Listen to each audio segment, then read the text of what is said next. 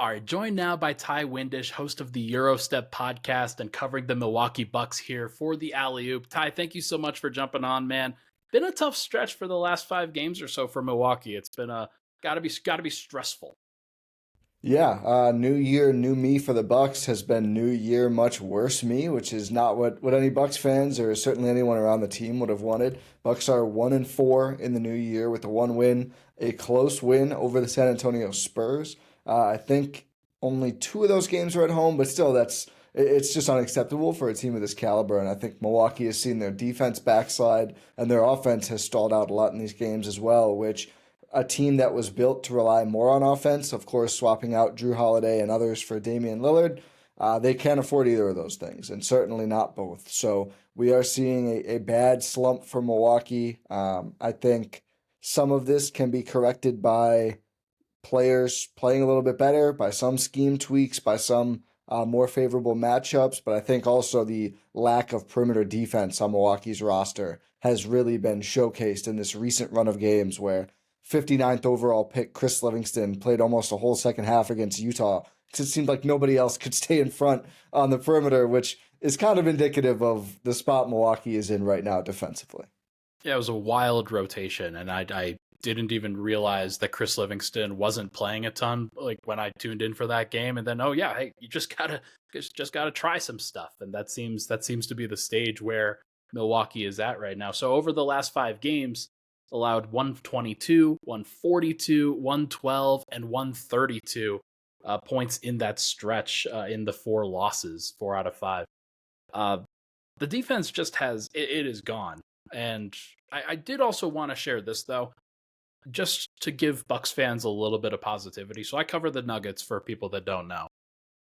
Denver's stats on cleaning the glass on January 10th last year, when Denver won the title last year. We're recording this on January 10th. It'll post on the 11th.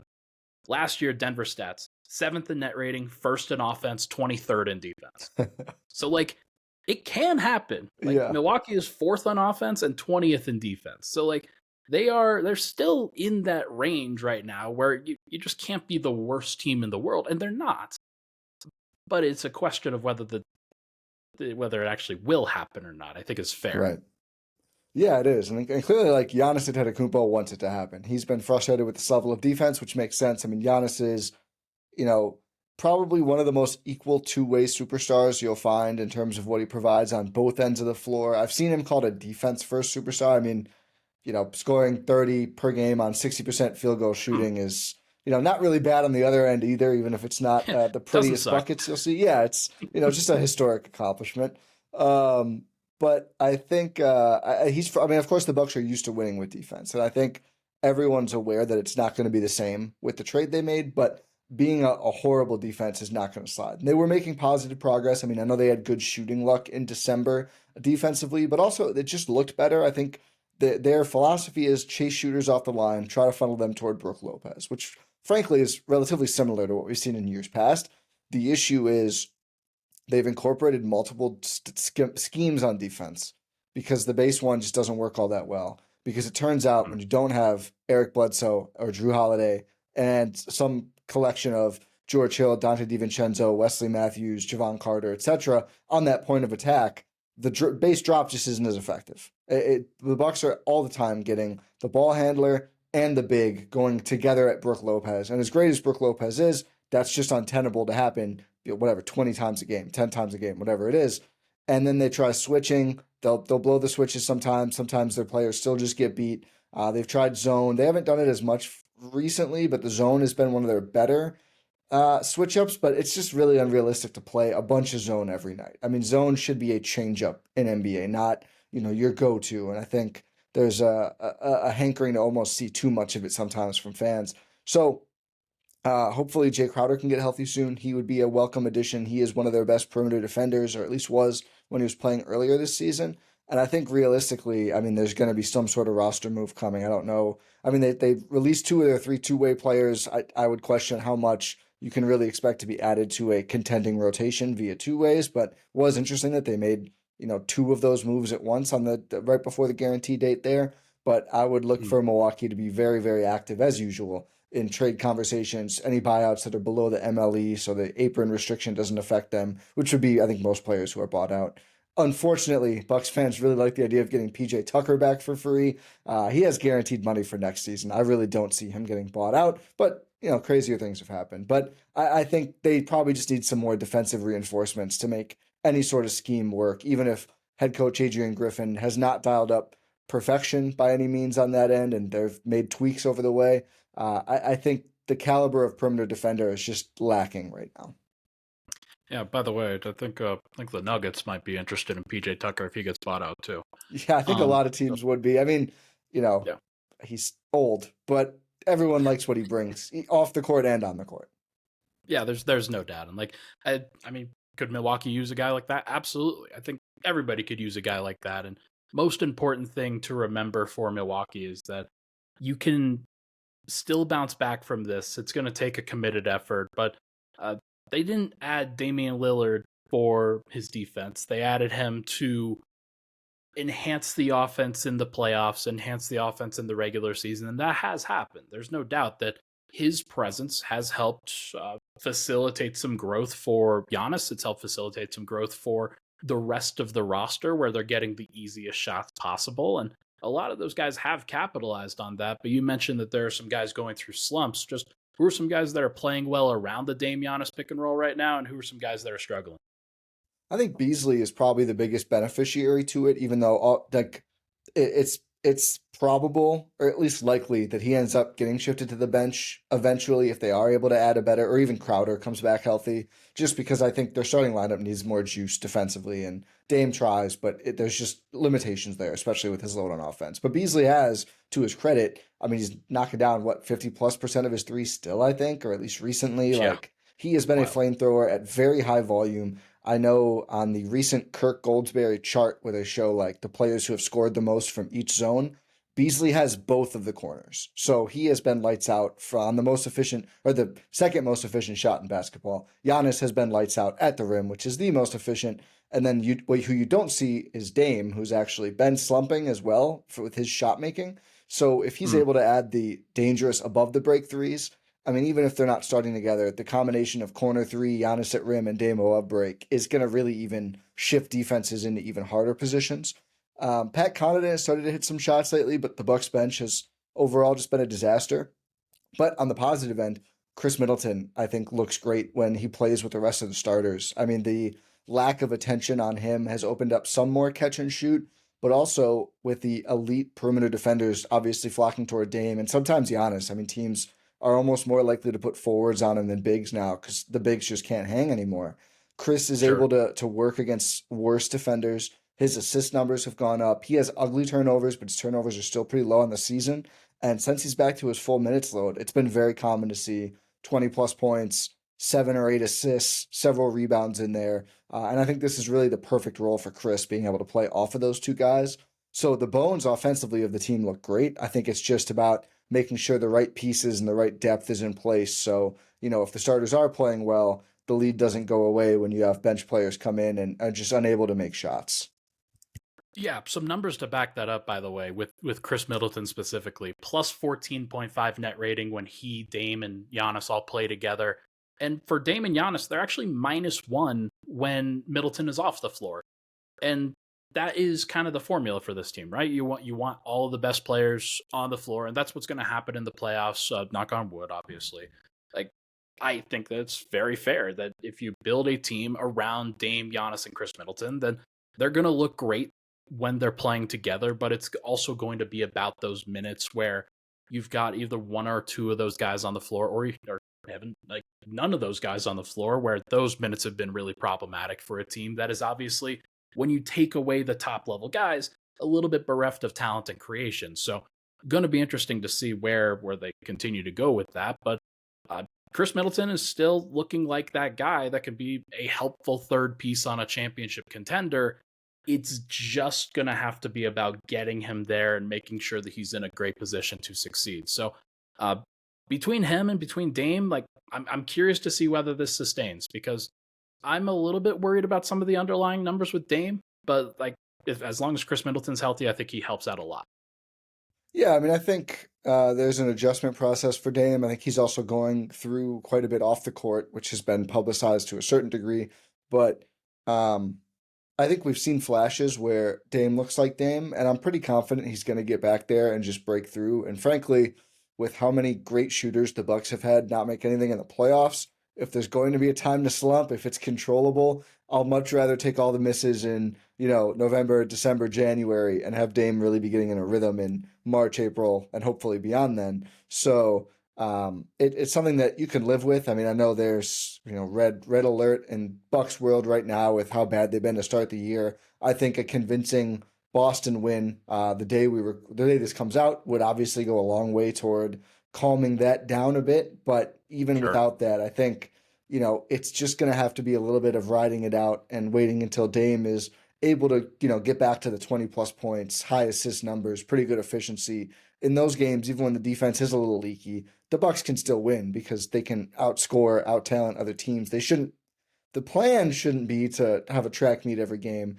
but if it happens sometimes, especially without Crowder being healthy yet, I think you can live that. I mean, clearly they're second in the East. It's not like they've totally fallen apart, but it's still not ideal, of course, to not be able to rely on defense really at all. So we're nearly 40 games into the season, about halfway or so. Um, Obviously, it was pretty easy to figure out kind of the top 4, top 5, top 6 for the Bucks in their rotation and heading into the playoffs. But so who are those guys that are kind of guaranteed to play as it stands right now? And just where does that leave the gaps right now? We've talked about like guard, wing, defender. That makes sense to me. Yeah, I mean, I think the starting five is all going to play to a certain amount. Some matchups are tough for Brook Lopez, but I think he's going to remain the starter as long as he's on the team. Just trying to have Giannis be full-time five, I think, is a little too taxing, and he doesn't want to do it, frankly, which I agree with. I mean, I think starting him at the five all year just puts a little too much duress, and he's such a good weak side help defender, even if he hasn't gotten to show it as much with how leaky the defense is overall, that I think that's the right tact. So those five, I think Crowder, when healthy, is always going to play. I think after that, you really get in a question mark zone. And this is where, the disappointing play of Bobby Portis this season and Pat Connaughton, although again, he's in these 5 games, I think shooting above 50% from three. So that is actually kind of a hidden encouraging sign because he's on a pretty bad slump. All of last regular season was good in the playoffs, then couldn't hit a three again for the first couple months of this season. He is knocking down his threes again. So that could get him some more minutes. I think they also just trust him as a good positional defender and just a guy who knows where to be. But Bobby Portis, I think, is shooting 8% from three in 2024. That's not What? not misspeaking. 8% and 30-some% from the field. I mean, just has not been effective at his usual post moves. Is obviously not giving you a ton defensively ever. I think really that has been as big a blow to the Bucks as anything this season. His play overall had not been great for long stretches, but right now has been pretty abysmal. They've had to go away from him, and they just don't, especially with Crowder not healthy, have the size to not play him. I mean, Robin Lopez is on the roster.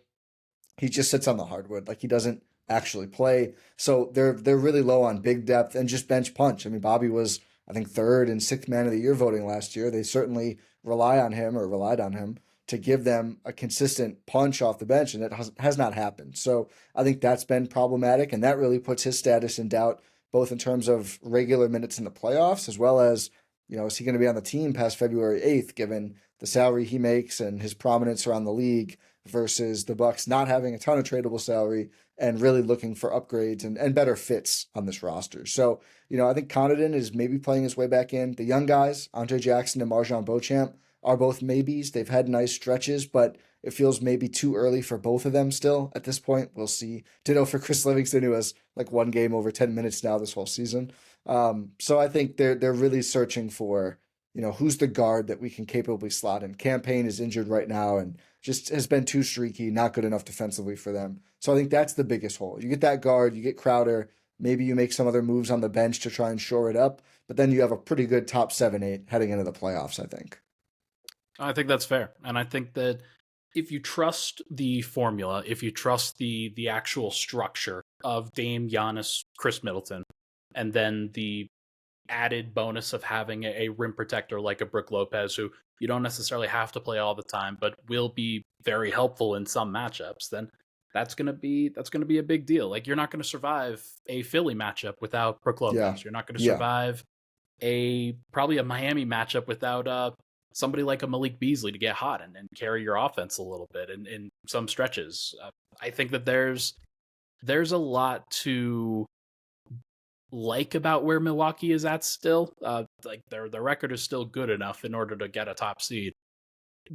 But there are also some detail things that obviously you and I have picked apart that are going to be very important over these next 6 weeks. What's the one thing, whether you're looking to add one specific player or you're just looking for one specific thing to improve over the next 6 weeks before we talk again? What are you looking at going forward?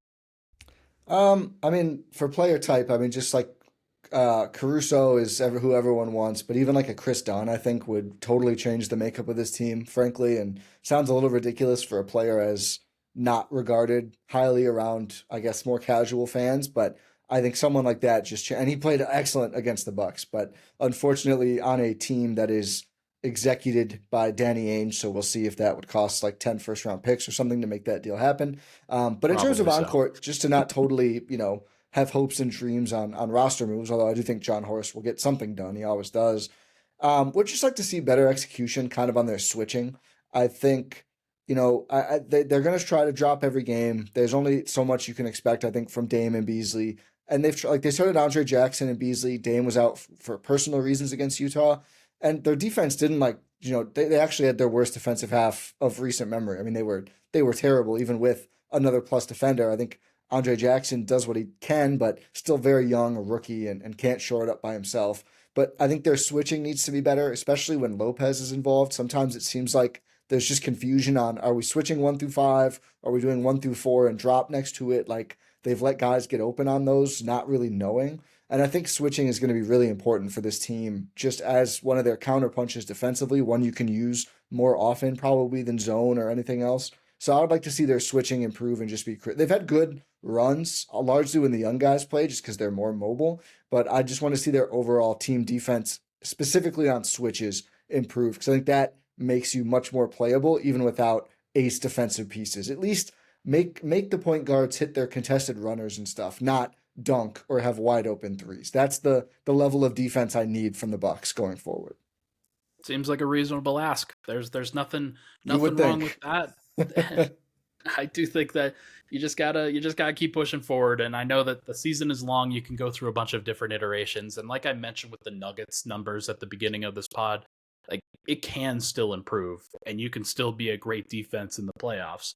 And I think just quickly, another example, and it could be a good one for the Bucks is, I mean, the Celtics team that was like regarded as one of the best teams ever last year or 2 years ago, floundering before they added Derek White. I don't think the Bucks are going to add someone as good as Derek White, but I do think it's illustrative that one great fit, even if it's not a top, and maybe, I mean, people now act like Derek White's their best player, but even if it's not, one of your cornerstone players that you're adding at the time, can make such a big difference. And I think, again, I don't think they're going to find their Derek White exactly a player that good, but I do think adding the right player to a core can make a bigger difference than people realize sometimes. Is the equipment manager doing what it takes to win a title this year? The Bucks posted that the jerseys were extra white the game after that, but that was the Utah game, so maybe not. Maybe not. Maybe maybe there were like some lucky uniforms that got washed when they shouldn't. Maybe that's what happened. I don't know. Maybe they're too starchy. I need to do a full investigation of this, but yeah, I guess no one's doing well enough right now. So hopefully Adrian Griffin, the Bucks defenders and offensive players, and the equipment manager all step it up before this big Boston game. From top to bottom, baby. Just gotta do what it takes to get it done. It should be very, very interesting. He is Ty Windisch of the Eurostep podcast. Ty, thank you so much for stopping by and giving us your awesome Milwaukee Bucks analysis. We'll chat again in 6 weeks, all right? Looking forward to it. Hopefully it's a brighter conversation around the Bucks. Thanks as always, Ryan.